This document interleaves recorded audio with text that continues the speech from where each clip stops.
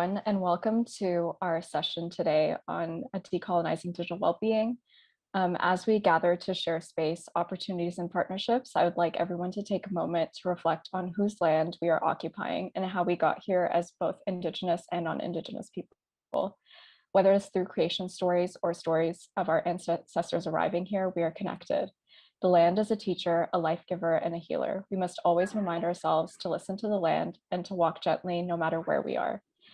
I hope that this will be a collaborative, transformative, and supportive space for engaging in policy, politics, community building, and governance at the local, provincial, national, and global levels.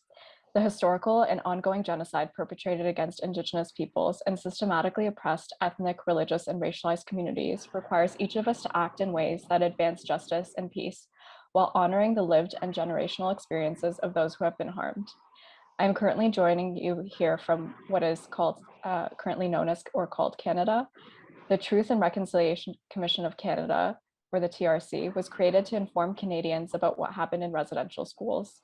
And we've heard a few things in terms of what has emerged about the atrocities and the genocide committed against Indigenous peoples in what is currently called Canada, especially in headlines over the last several weeks. But this is not something that's new. We've learned from these Indigenous communities that these horrific acts and systems have been put in place to erase them and their identities. One of the outcomes of the commission was the 94 calls to action that were put forward as a means to advance the process of reconciliation. Indigenous people's existence, labor, and knowledge have enabled my own and our collective understanding of these tragedies. Yet far too often they are not recognized and acknowledged in mainstream media, academic spaces, artistic, policy, and governance spaces for their valuable contributions to humanity. Over the last year, we have seen the ways in which the pandemic has amplified existing systemic and structural inequities and injustice. I have personally seen how these traumas play out in the digital space, where those of us who are grieving as a result of colonial, imperial, and white supremacist violence are subjected to commodified voyeurism as people watch us navigate our sense of loss and disconnect. All the while, we see the emergence of apps and technologies presented as solutions to the systemic challenges we face. I'm really happy to be joined with incredible people who are working to challenge these systems and develop real and meaningful solutions to these challenges. I wanted to talk or bring us together to really share a knowledge and experience and start to unpack what it means to decolonize the digital space, especially as it relates to digital well-being and mental health. So I'm going to start by introducing Charles-Antoine, who is the founder of Bien-Être Numérique, and get him to speak to us about what decolonizing the mind means. Well, thanks a lot, Bushra, for the introduction. Thank you, everyone, for taking time today to attend our panel. So yeah, in a nutshell, I'm Charles-Antoine. I've studied media communications. I turned to sociology for a master's, and I just now completed a doctorate in medicine. And I launched a few years ago digital well-being. Bien-Être Numérique in French is an organization. We deliver workshops to adolescents where they develop critical thinking, or how to think critically about digital technology as it relates to their well-being. So we kind of give them, we empower them to find their balance in that area. But today we're talking about decolonizing that space and decolonizing digital well-being. In that regard, it invites us to think about our positionality. And even my own is somehow symptomatic of inequities, right, in that space. So I grew up Canadian middle class and like a white male growing up in a very homogeneous area of Quebec. And somehow even with a fair amount of social capital, and even the success of Bien-Être Numérique, can be traced to some opportunities that I had because my background, being a medical student, etc. So this is what I want to highlight today, is how there's inequities that are embedded in the digital space. And when we are starting to reflect now about decolonizing this, and especially decolonizing well-being, is quite exploratory today. So we'll try to map what that could be like. But I'm thinking of two trends today. The first one, as you mentioned, Bushra, is decolonizing the mind. So in a sense, this whole space is, if I may say, it reproduces the logic of a neoliberal regime or agenda, market forces that tend to individualize us as consumers and maybe undermine our ability to empathize and to collaborate across communities as well. And there's also decolonizing something more structural. So the digital technologies themselves, decolonizing the institutions like Silicon Valley, who, for example, is overwhelmingly represented by wealthy white men. Very little are from Black, brown, indigenous, descent is very poorly represented in that space. And so in the technologies. So first then, digital well-being, decolonizing the mind. Okay, that's good. So decolonizing the mind. First, I did my work in sociology, focusing on empathy and living together. This is when I started being more critical of my own background. It's a challenge today to live together in a world increasingly globalized, a world that is obviously quite multicultural, but dramatically unequal. And in the early days of the internet, there was a promise that this would improve our living together. It would improve interconnectedness. It would be the global village, if you remember that buzzword. So that was an opportunity, but it was gradually somewhat eroded or taken away as there's market forces that infiltrated that space. But that was not always the case. Initially, advertising was forbidden online.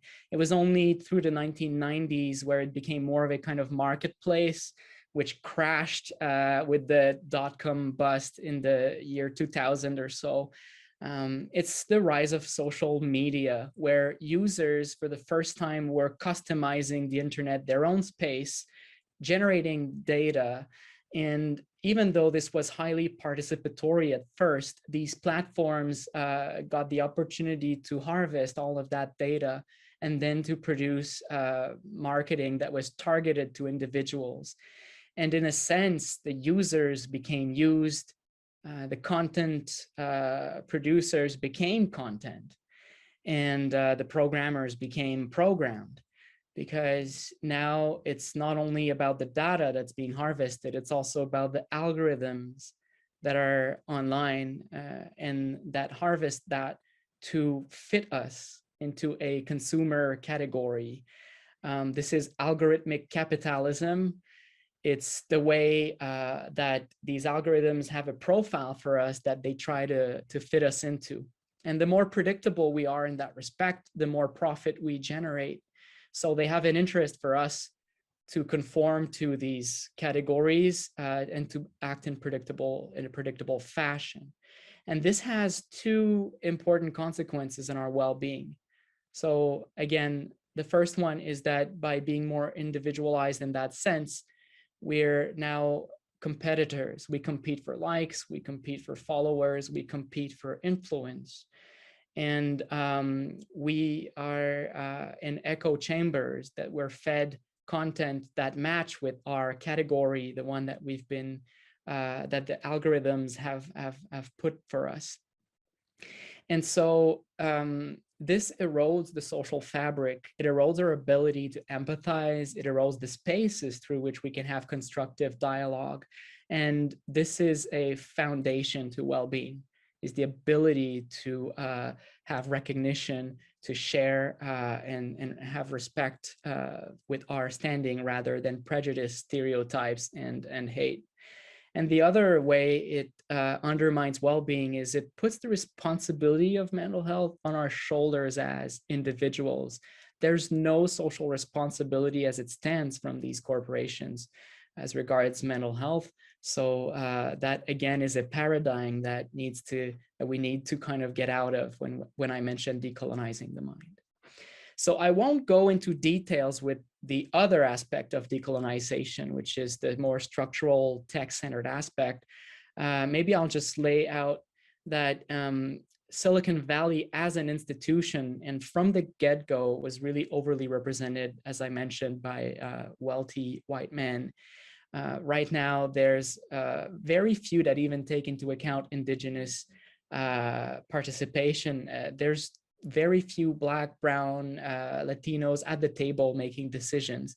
And while the global North has defined the agenda of these technologies, 75% of its users are from the global South.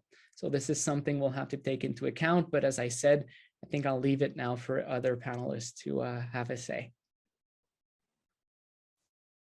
Thanks, Charles-Antoine. And I also wanted to pick up on this point that you made about the underrepresentation, but also how spaces like Silicon Valley and tech spaces can be exclusionary and violent spaces that force people to leave and do so in ways that undermine and undervalue their contributions. And to also pick up on another point, I think we're talking about like the challenges in the tech space, but when it comes to the mental health space and talking about well-being itself, there are also problematic ways that that's been conceptualized.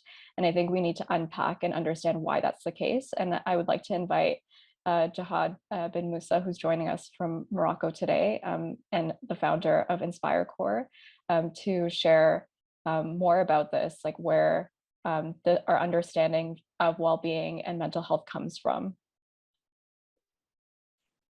Thank you so much for having me today, and for everybody who's participating with us, thank you so much for being here.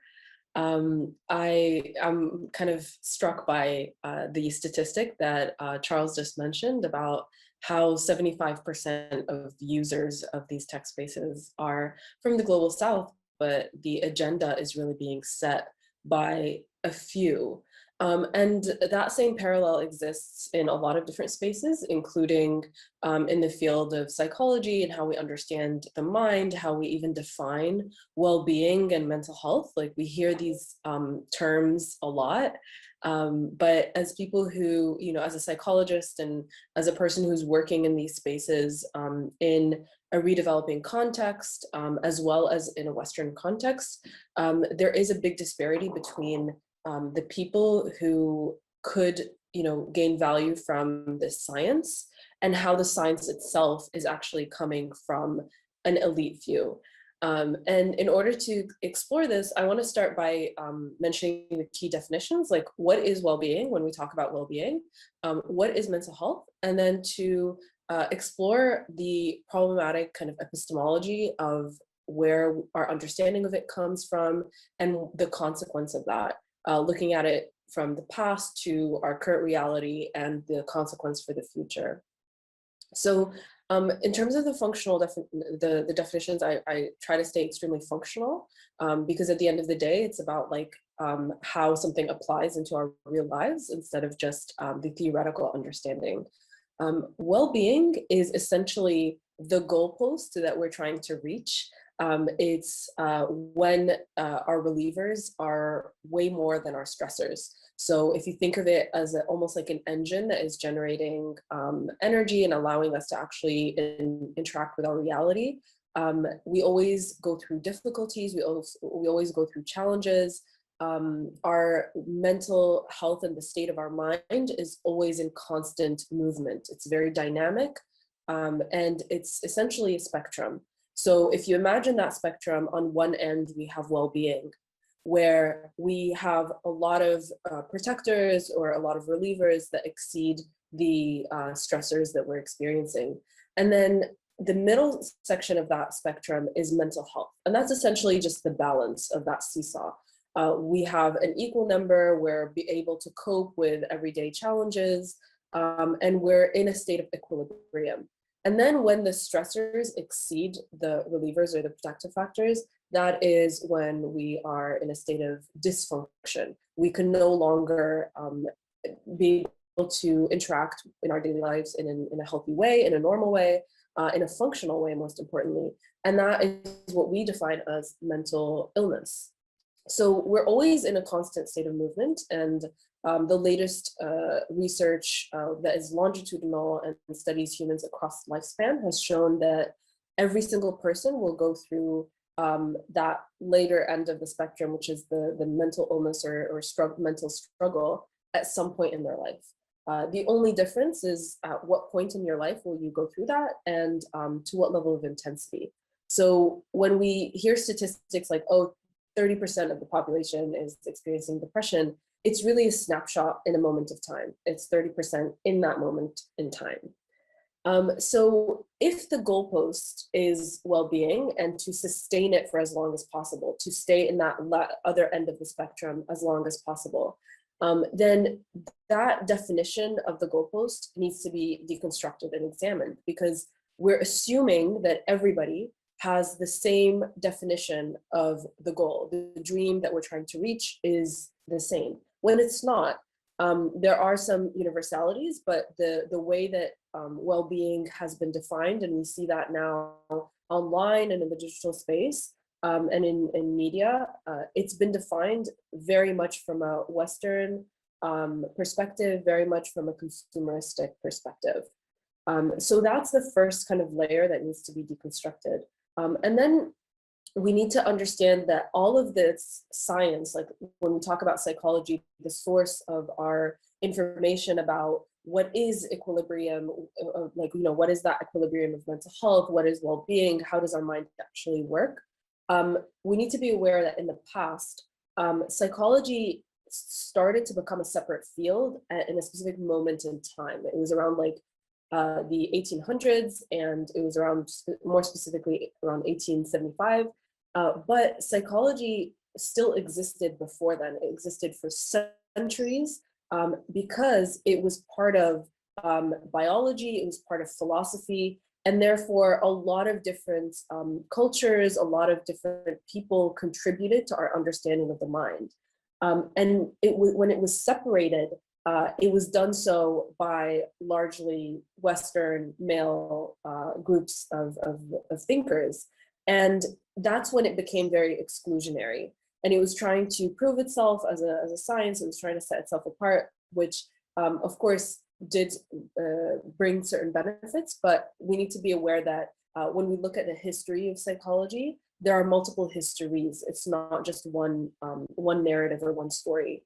And so the legitimacy of what is counted as a legitimate source of knowledge is now defined by largely colonial powers. And we see this in terms of its ramifications nowadays. The division of like the schools of thought that are followed in different countries follows that historical line of colonial shifts of power. So for example, here in Morocco, the predominant school of thought is psychoanalysis, and that's because that is the French predominant school of thought. So it really shifts our understanding of the mind when we might assume that we're having a conversation around the same thing. We might be about very different narratives. In order to begin this process of decolonizing the mind, we need to be able to really look at this narrative of like, where is our source of knowledge and understanding and definition of mental health and well-being coming from, and expand the field again to include and legitimize other sources of knowledge. And then we can then start actually exploring the current problem that we have nowadays and what that means in terms of the mental health crisis, the generational mental health crisis we're going through, and what that means for our future. And that's the point of this conversation. This is the space where we get to explore this topic so we can find practical and functional solutions. Yeah, I think you've made a great point there about talking about where understanding comes from and how those colonial dynamics have impacted the field of psychology and mental health as well.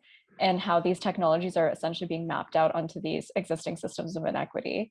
What I would also invite our participants to do, and I apologize, I forgot to do so earlier on in our chat, but we'll have polls running throughout this session, so feel free to fill them out. And if you have any questions for our panelists, we're going to dedicate some time towards the end of this panel to get through some of your questions. And we're happy to continue connecting with all of you in different avenues.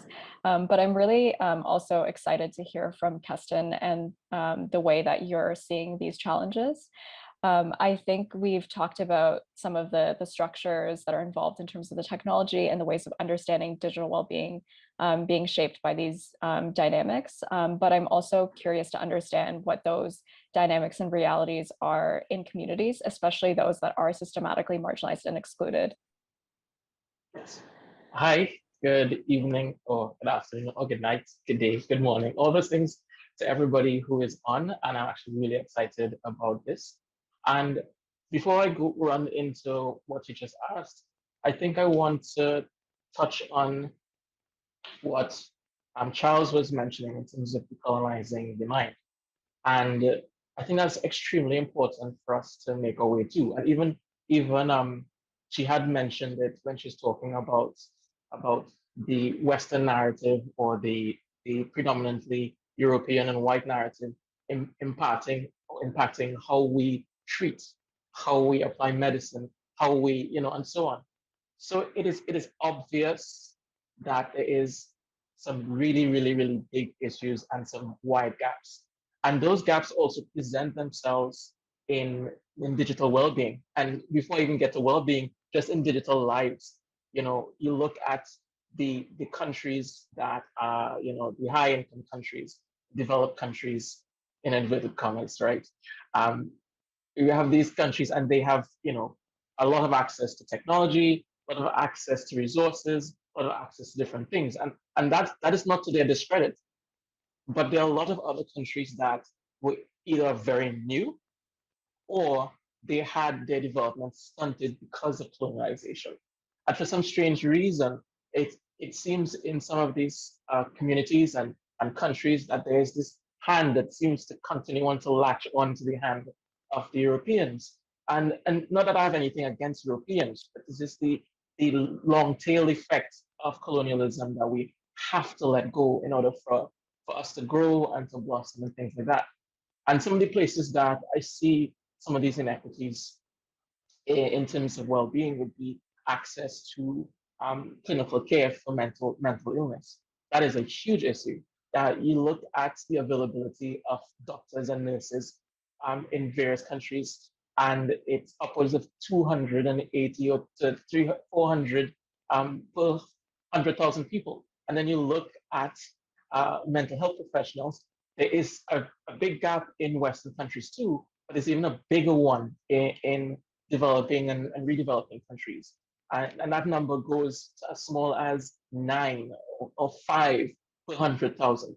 And you look at that and you think, that is insane. How can we function? And we look at what I call the PCE, the post-COVID era that we're going into, where there's going to be this need and even expectation to have this kind of support, but it's not available, which means that the countries where it is available, they'll be able to push on much more readily and much more quickly than we can.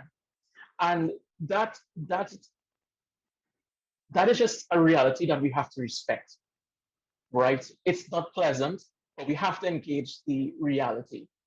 And one of the other places I think I want to touch on is that some of the responsibility falls on us as well. And when I say us, I'm referring to people from redeveloping or developing countries. I'm from Trinidad and Tobago, and we are a developing country. And we're great at some things, and some things we're not so great at. But I looked at the access that America and Europe and other large countries, China and other places, had to vaccines and also to other social infrastructures.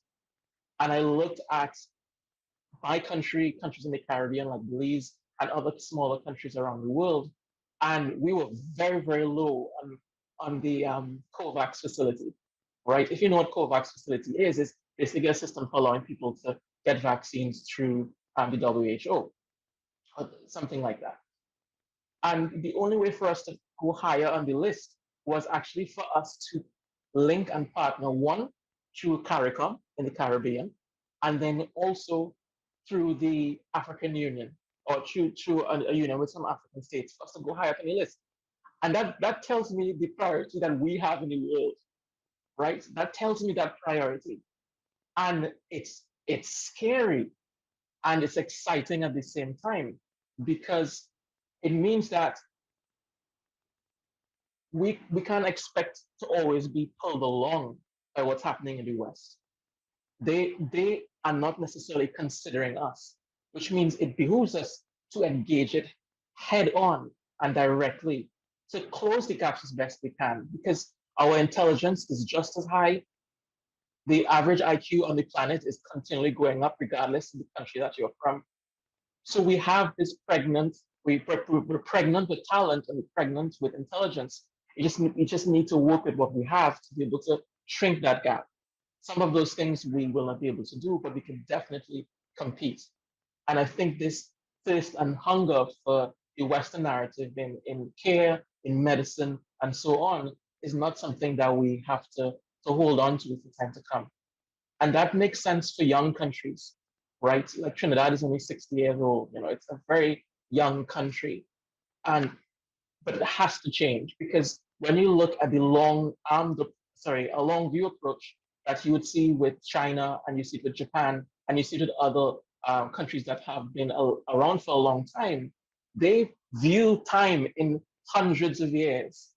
They look at the well-being of their people, and they look at the skills and resources of their people hundreds of years at a time.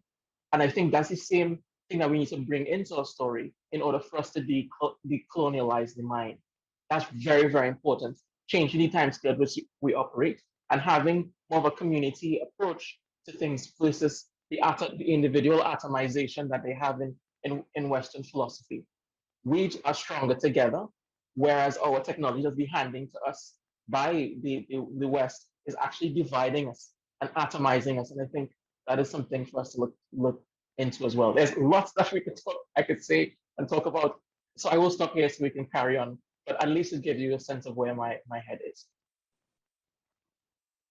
Yeah, I really appreciate what you've brought to the table here about talking about those inequitable dynamics and how they've played out even with COVAX or the vaccines, and really that it's by design, it's not accidental. There's like intentional policies and practices that are being dictated by people who are able to freely exercise their agency. So shifting, I think, away from these narratives of empowerment that entail these inequitable power dynamics where, the people who are wealthy or the nations or states that are wealthy are then able to dictate like what is given to others. So like shifting and saying that like we're going to empower you, as opposed to actually changing the narrative and really focusing on that there are systemic barriers that prevent not only individuals, but whole communities from exercising their agency.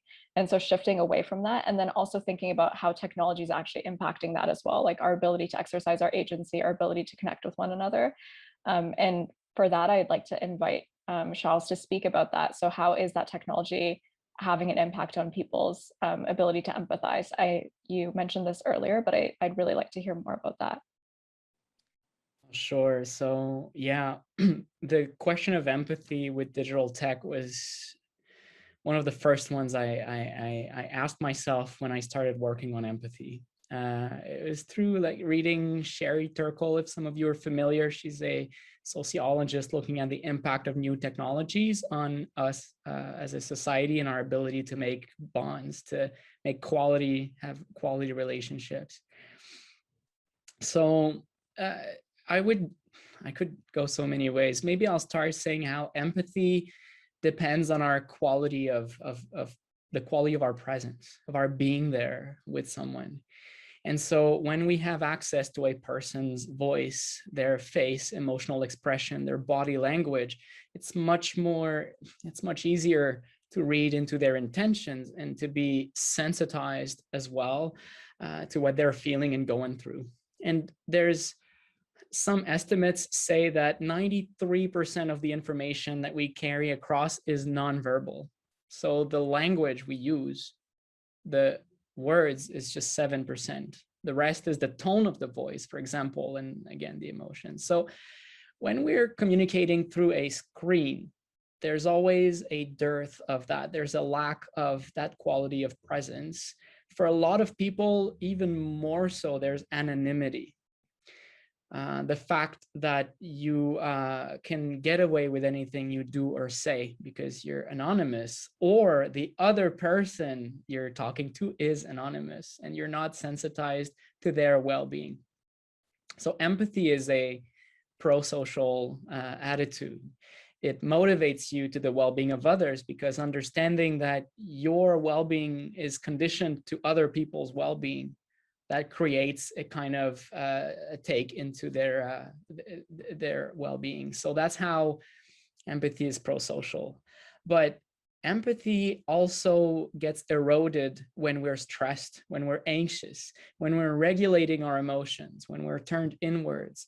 And so if we're on an online space where we feel judged because that we have such a big amount of followers, because we're touching on delicate issues, because there's lots of hate out there, because there's polarization and we're afraid we'll be sucked into this, or we have been, in a sense, it thwarts our ability to empathize, if only because of the stress it induces on us. Empathy requires, it's a kind of luxury of mind. It requires us to be in a safe, comfortable position so that we can exert our attention outwards to others. So these are, I'm going to stop there. These are only two ways that the digital sphere can interfere with our ability to empathize. First, it compromises our quality of being. And this is something we can strive to improve. Just now, when we're going through a online, like a teleconference or the like, we could develop cameras that allow us to gaze into a person's eyes as we talk, which is not possible right now. And only that minor tweak would improve our empathy. And the other aspect is that if we're stressed out, because online is a very fast-paced, distracting environment with, again, a lot of hateful comments and a lot of self-awareness, then it's harder to mobilize our attention outwards to others. We tend to be more on a stress self-defensive mode. Exactly. And the role that these technologies are playing in individualizing us, and then and that being a direct attack on cultures who are very much community-based. So what happens to communities that are very much rooted in collectivity and collective action and mutual aid, for example, and mutual support. And also speaking, I think, from this lens of young people, like all of us are relatively young on this panel, but there's also the disconnect that it creates between generations. So I would like to invite Jihad to speak about that. What are the generational impacts that you're seeing with the use of some of these devices? Yeah, there is actually a really kind of shocking data and research that shows that there is a direct link between the use of and proliferation of like the use of smartphones and a generational spike in mental illness and mental distress. And this is the reason why this is particularly shocking, is that when you look at studies across generations, the changes in the levels of mental health or mental illness has been quite stable. There have been like normal ups and downs. It's like a wave. And that has been through world wars. It has been through like the Great Depression, financial crises, like all these different really stressful events and big events that have affected the mental health of large communities. However, after 2010, which was the time when smartphones became really widespread and accessible, there was an actual spike. So we went from a wave to a spike in mental illness. And we're seeing the effects of it now. There are higher levels of anxiety in young people, higher levels of depression, and all the other disorders that are kind of comorbid or connected to that. We're seeing higher levels of self-harm. And this is, again, in talking about like dynamic balances and equilibrium, when you see a spike like this that's happening because there's an increase of like the stressors that you're experiencing, as Charles had mentioned, we need to also look at the larger picture that at the same time, there's a lessening in some of the protectors or relievers that help you balance out or respond in a resilient manner. And that is the breakdown of relationships, again, as Charles has mentioned, and the gap that exists in terms of resources of support, as Kheston had mentioned. So really, it's not just that there is a spike in mental illness, there is a lowering of also the protective factors, so the gap is widening. And this is predicted to only continue increasing in the future, because the stressors are going to keep increasing with the higher levels of technology innovation that's going to happen, the speed at which all these innovations are going to continue happening, and the rapid changes that are going to occur in, for example, the future of work. So when young people are going to be expected to go through multiple different careers throughout their lifetime, there is predictive research that shows that even if we manage to solve the problem of how to make sure that they're highly skilled, so how can they learn and acquire highly skilled jobs, there is going to be a problem in the psychology aspect, because we might end up having highly skilled people who are unable to work due to psychological disability. And so we need to really solve this problem of how do we make sure that every single person is equipped with essentially resilience. And resilience, another key definition, resilience is the tool that enables us to maintain the equilibrium. So it's the process that we use. It's not a trait, it's not fixed, it's not a state. It's the continuous process of responding to all these dynamic changes that happen in order to maintain that equilibrium of mental health, or even move towards well-being. And so how can we make sure that every single person is equipped with this foundational knowledge that enables us to not only fill in some of the gaps in terms of access to support, so that we're not completely dependent on just psychologists, because we don't have enough psychologists, we don't have enough mental health professionals, and it's not enough to just rely on that as a way to interface with the mind. There are so many different ways.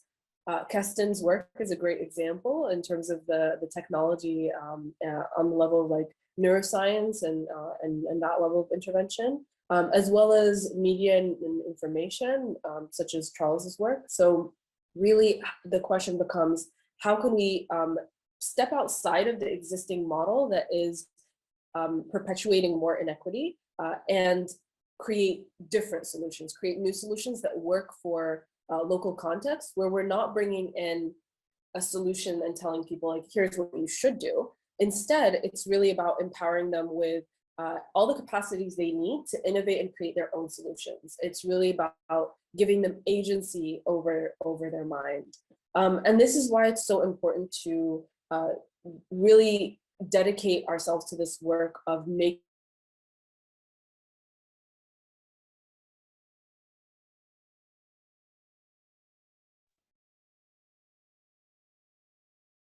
And it seems we have a question also for Jihad about sharing a link to the research that she was referring to. So we'll get her to do that once she's back online.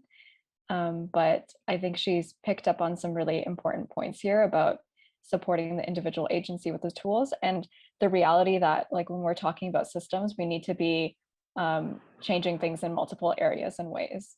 And so I think that's something that's really critical. And I'd love to hear from you, Kheston, about where you're seeing these innovative approaches coming from, and how we ought to be prioritizing innovations especially in marginalized communities.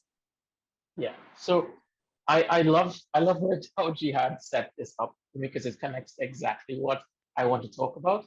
And she talks about this spike with mental illness and this kinds of stuff. So, and she also mentioned the big issue, which I touched on before as well, and that is we don't have enough people to serve. We just don't. Just like we don't have enough hospital beds, or we don't have enough elderly care homes to take care of the aging population. That's another problem altogether. But we just don't have enough. And I think that it's important for us to innovate. Now, there is no substitute for another human's care and another human being. I mean, that's what Charles was talking about when he's talking about empathy. There's no substitute for it. It's impossible. So when we bring technology into the story, it isn't for us to use it to replace a person, but to make the process of maybe either getting access to the services that you need or some supportive facet. That's what it should have.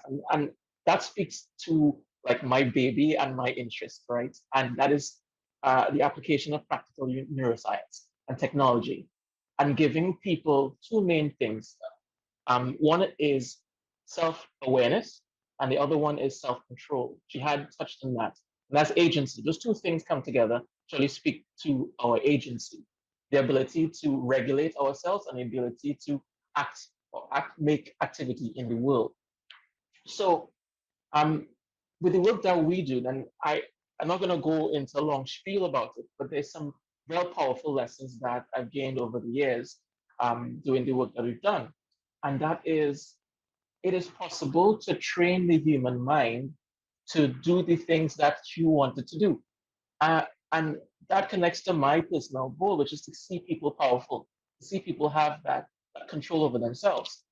And well, my background, if it wasn't clear, is in neuroscience and bioinformatics and data. And I try to mix those two to bring neuroscience and bring practical neuroscience more so to regular people. So it's not hidden and in texts, but something that someone can access. And we've applied it for education and boost academic performance by as much as 300%. We've applied it in management of anxiety and depression and improved, reduced anxious episodes and panic attacks and these kinds of things in just a few hours of engagement. And also applied it in other places like sleep, because one of the big issues that we have now, it's gone up a lot more. One of the big issues is insomnia. And once you have problems with sleep, you have problems across your entire life. It can be regulating your weight. It can be your focus and your academic performance, all kinds. So what we looked at was how can we train someone to, one, regulate their brain activity, and two, get the outcomes that they really need. Normally, you would have to go to a therapist and you would spend months, kind of dealing with the issues, and that has its place. But I think there is also benefit for engaging technology to accelerate that process. So that when you go to the therapist, you're going to them for something that a computer cannot solve, that an algorithm cannot solve. And it's important for us locally, and when I say locally, I mean in our communities and in our countries, to engage that for ourselves and not depend on foreign bodies to do it, because they will never understand our local context. They can't.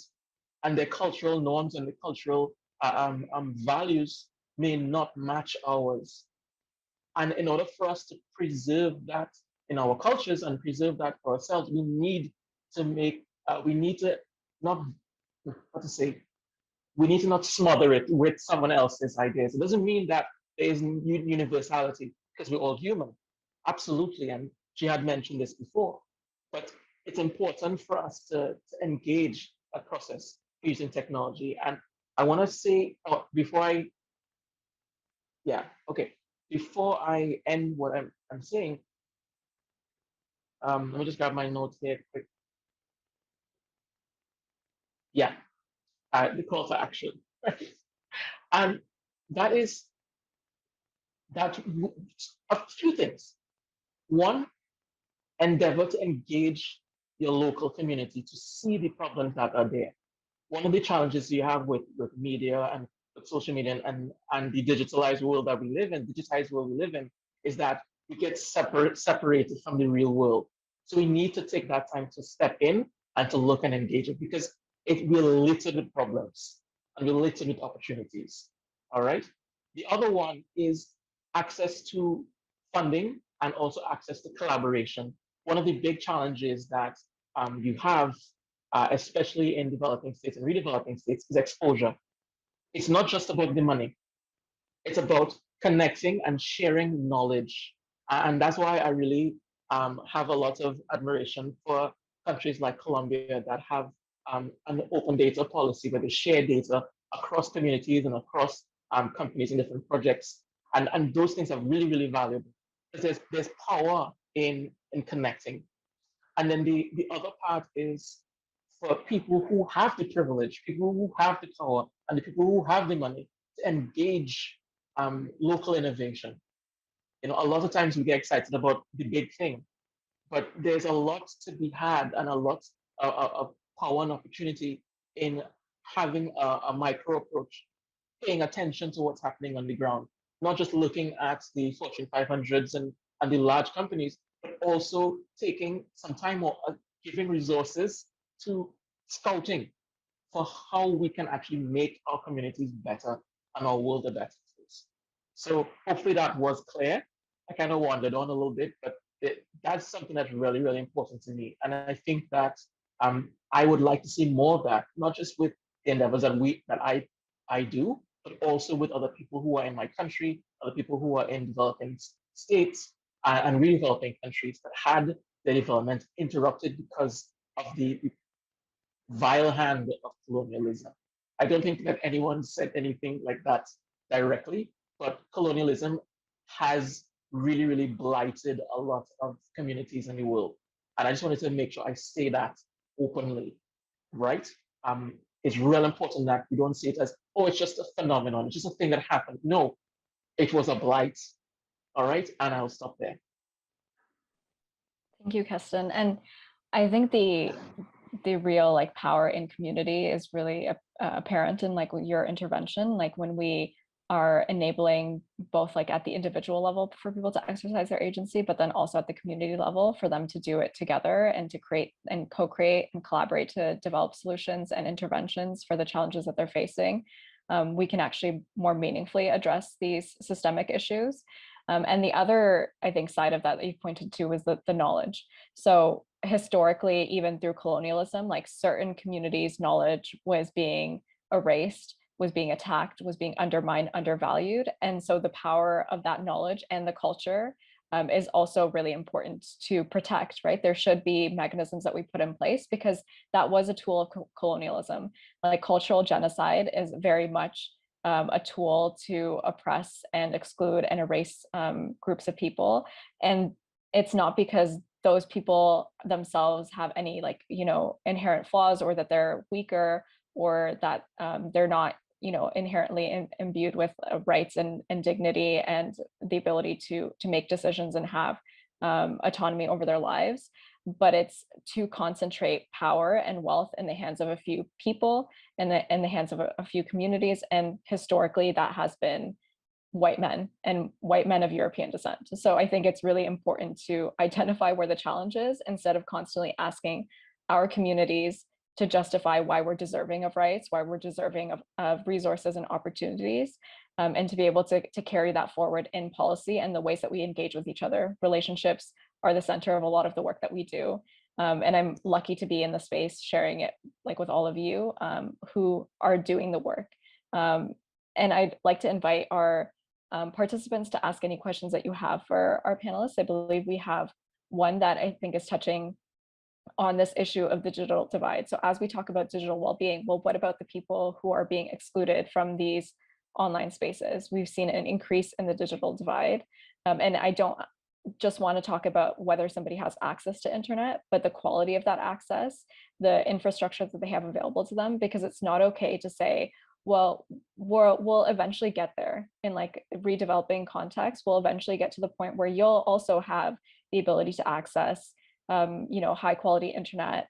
You'll be able to have access to the infrastructure that's needed to benefit from that. But you're going to have to be patient, and it's going to take time. When we're seeing like increasingly that contributes to those disparities as well. Like the more time passes, and we end up going into like this path dependency as well, where these dynamics continue to exist. So I'd like to invite really like any of you to intervene at this point on this question, and let us know like how to deal with this digital divide and what that means for digital well-being.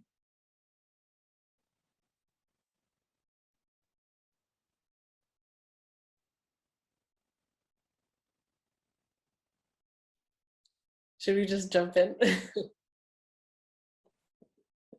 Right. So I think that you've touched on a really good point about this divide that exists, and it's not enough to just say like we'll get there in terms of access. And we're already seeing this actually in the work that my organization does with communities who are low resource communities. So a large part of the access, while limited, is partly there. However, that's when we see the differences in between like availability of these resources and accessibility. And that's the difference that I wanted to draw attention to, because within this kind of conversation about decolonization, we need to address the fact that there is a colonial mentality, which is an after effect of the fact that a lot of these communities have gone through trauma, have gone through colonial periods in their history. And therefore, even though they might have access to these resources, the way that they, their narrative of identity and capability and credibility of their own knowledge and ideas, which is something that, Kheston has touched on and we've talked about, like, in terms of which sources of knowledge are seen as legitimate and which sources are seen as not. So even though they have these opportunities as available, because of this barrier of the colonial mentality, which is a barrier of the mind that requires psychological solutions, they're not using and accessing these resources and the potential of these resources. So in the future, like even when we look at how young people are, accessing more opportunities for education, or more opportunities to have their voices heard, or to be part of innovative spaces, those spaces and those opportunities might be available to them, but there might be invisible barriers that make them inaccessible. And so it's really important to keep this in mind in terms of the capacitation work that we're doing. So not only do we have to make sure that there are opportunities to create local solutions and the opportunities to innovate locally, but even in terms of how we are reshaping knowledge of psychology and rethinking psychology itself, and coming up with tools that can be used by non-specialists, by somebody who isn't like a psychologist. It's important to keep those dynamics in mind. And this is where like it becomes really exciting to see the results. For example, when we use our model of the resilience formula, which it puts together in clarity and simplicity a lot of complex psychology knowledge, and it makes it accessible. And it makes the person able to notice when they're experiencing those invisible barriers and deconstruct them autonomously. And that's the end of the day, like what we want to reach is that everybody has autonomy and agency over their minds. Well, if I could pick up on what you just said, because I think that's one side that really matters, is empowering, right? But the other side, the reverse of it, is that the institutions in place have to create a space as well. They have a responsibility to allow this empowerment or facilitate it. And right now, there are aspects we don't always think about, but we do so increasingly. I have a few examples in mind how structurally there are some very tangible issues that need to change. So first, I did mention how Silicon Valley is overwhelmingly represented by this minority group in the end of users. So there's been issues in terms of not only the gentrification online on these platforms, but in the very neighborhoods. So if you look at Palo Alto, right, as the kind of quintessential area where Silicon Valley sprouts and has activities, it's interesting to notice that this became a lot more wealthy. But if you look at East Palo Alto, that it has very low resources, lower education, is predominantly from Latino communities and Black communities as well, but very little from the more wealthy white counterpart. There's a form of gentrification that's happening even physically. And then when I mentioned online, most of the platforms, if you look at the Google pages, if you look at the Wikipedia edits, is still a very small minority of the diversity we have over the planet that are editing these pages, that are having .com pages online. So there's a space that is already at issue there, but I'm going to end on these examples. It goes beyond that. There's the gig economy, you know, Uber Eats, Skip the Dishes, DoorDash, just these little contracts that have no social benefits, no protection, no insurance whatsoever. These jobs are very precarious and they're advertised as an opportunity to empower people, but in reality, they're extremely precarious, and people working these jobs face economic hardships in a sense. And when you look at the people in these in these jobs, they're predominantly the historically marginalized groups or racialized populations. And the last example that one might surprise you or just you didn't expect it is the electronic waste. All the electronic devices that are produced yield a lot of waste, and 80% of that waste is just sent to lower income countries. And these are toxic, produced with lead, mercury. They're toxic for the communities and it shouldn't be allowed, but they're still being exported in that sense. So this is another way that it's damaging communities that are already disempowered. I'll stop there. Okay, so I know that we are running out of time and I'm going to be absolutely quick. I'll just say another important point and then I'll give my takeaway and then you guys can take it where you have to. Right, Bushra? Okay, so I looked at some of the key facets or the key things that popped in my head around colonialism. And it's all, these things have always been there. It doesn't matter if you look at slavery, you look at what happened in Pakistan and Hindustan, you look at what, it's the same idea. And that is to dissolve communities and dissolve the family, because the culture dies if the family dissolves. And you actually can see some of those same qualities in some of the things that get developed for our world now. I'm not saying that it's ill intent, right? It's not saying that it's to dehumanize people, but that core value for human existence, that is community and family, has to be preserved. Otherwise, we will degenerate. That's where my heart is, honestly, right? And I think that when we have to build these resilience programs, that has to be taken into consideration. When we have to put technology into the mix and into the story, that has to be considered in the narrative. Else we'll just have a world where everything's, I think Charles said it so powerfully, where the created ascends to being the creator, you know, where our gods become our computers and our gods become our phones, and our governments that are supposed to be working for us we become the ones that work for it. And I think that is so important that we protect ourselves from that, because we will just be recolonializing and repressing ourselves. Thank you so much. And I think this whole conversation, if I can sum it up as best as I can, really points to the importance of taking the systems approach, that we need to be really looking at this from like all layers of the system. So it's not just about access to the technology, but how the technology is designed, how we think about mental health and well-being, how we support communities, who's getting to develop these things, whether it's the technology or the infrastructure surrounding or the policies. And we'd love to continue this conversation with all of you. So if you would like to fill out that form, it would be great. And we'd love to be in touch about talking about collaborating.